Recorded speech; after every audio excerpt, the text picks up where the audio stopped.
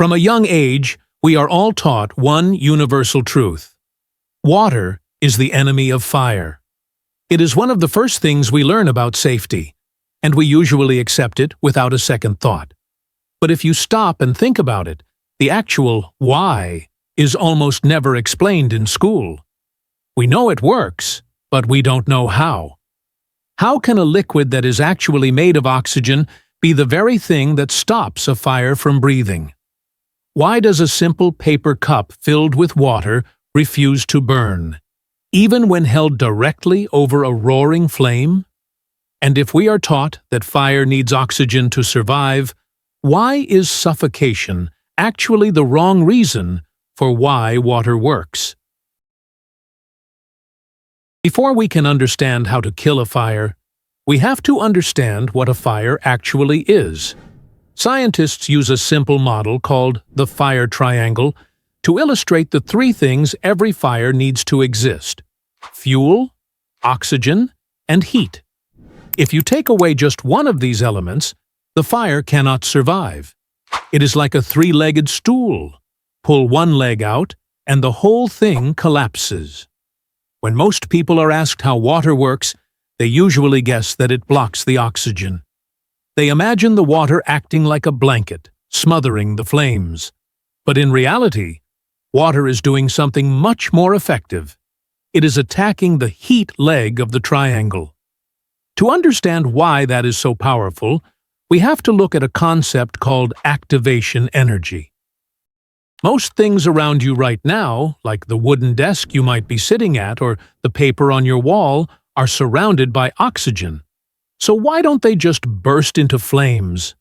The reason is activation energy. This is the initial kick of energy required to break molecular bonds and start a chemical reaction. Once a fire gets going, it becomes self-sustaining. One molecule reacts and releases enough heat to provide the activation energy for the molecules next to it. It is a chain reaction that spreads faster and faster. To stop this, you have to find a way to absorb so much energy that the fire can no longer provide its own kickstart. This is where water becomes a superhero.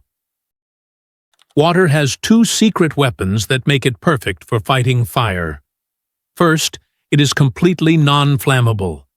Because water is already the final product of a combustion reaction, it simply cannot be burned any further. Second, and most importantly, it takes a massive amount of energy to turn liquid water into steam. Think about how long it takes to boil a pot of water on your stove. You have to pump a huge amount of heat into it for a long time before it finally turns into vapor. This is known as high latent heat of vaporization. When you throw water on a fire, the water immediately begins to boil. To do this, it steals a staggering amount of heat from the fire and the fuel. Most wood fires burn at around 500 degrees Celsius, but wood can ignite at temperatures as low as 150 degrees. Water, however, boils at exactly 100 degrees. As long as there is liquid water present, the temperature of the wood cannot rise much above that 100-degree mark. Since 100 degrees is well below the ignition point of the wood, the fire simply cannot find the energy it needs to keep going. The chain reaction is broken. You can actually prove this yourself with a simple experiment. If you hold a lighter under an empty paper cup, it will catch fire almost instantly. But if you fill that same cup with water, you can hold the flame against the paper for a long time without it burning. The water inside is acting as a heat sink. It pulls the heat through the paper so quickly that the paper never reaches its activation temperature. As long as there is water in the cup, the paper stays safe. Now, let's address the common myth.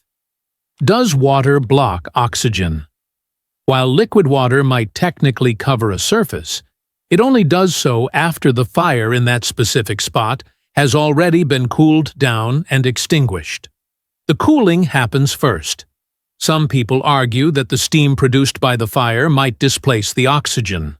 While steam does take up more space than liquid water, it is much lighter than air. It doesn't sit on the fire like a heavy blanket. It immediately floats up and away.